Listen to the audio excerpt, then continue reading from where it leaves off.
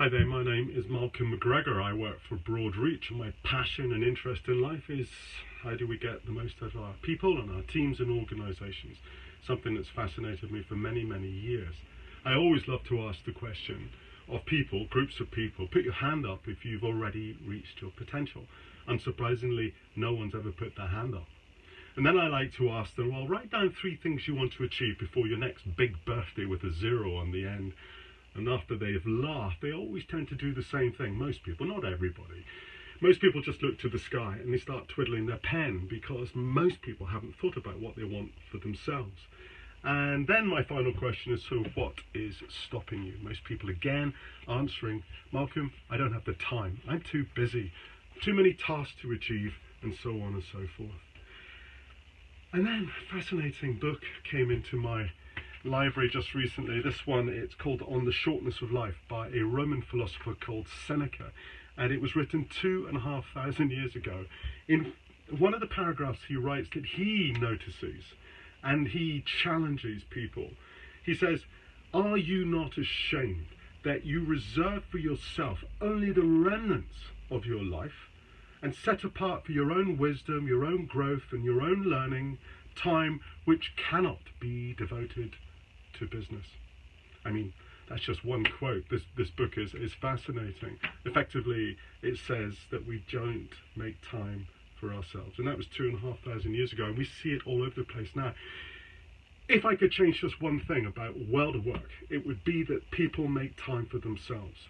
They make time to think, they make time to notice, they make time to work out what's happening around them, to learn from the richness of the experiences that they have, and notice some things that they're avoiding. This is a critical area. It's another area that I've always been fascinated about, that most of us have things that we're avoiding.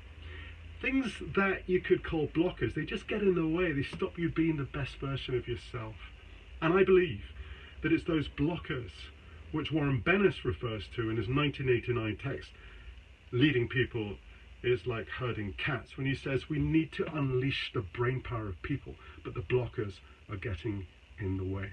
So make time to think and focus on those blockers. Of course, they're stressful, and we avoid stress. We have done for many, many years. There's a piece of research that was done in the 1930s by Senya and his team, in which he quantifies stress and too much stress with an effect, a bad effect on our health.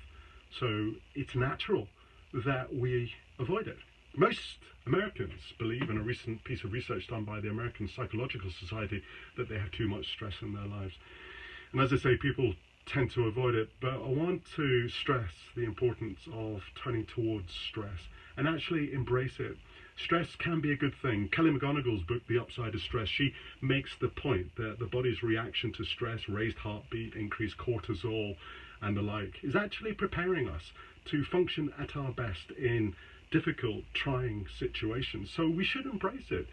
Like an athlete who's about to run the race has the same biological reaction to the stress that they're under, but the positive mindset calls it excitement rather than nervousness, which prepares them to achieve their best in that race.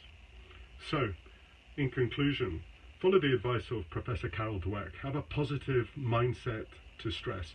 Look at stressful situations as probably where the blockers are that are stopping you being the best that you can be. Don't try and solve it overnight. To Carol Dweck's point, just take a small step and test what's actually happening in that situation. Test the level of stress that's associated with whatever it is that's stopping you being your best.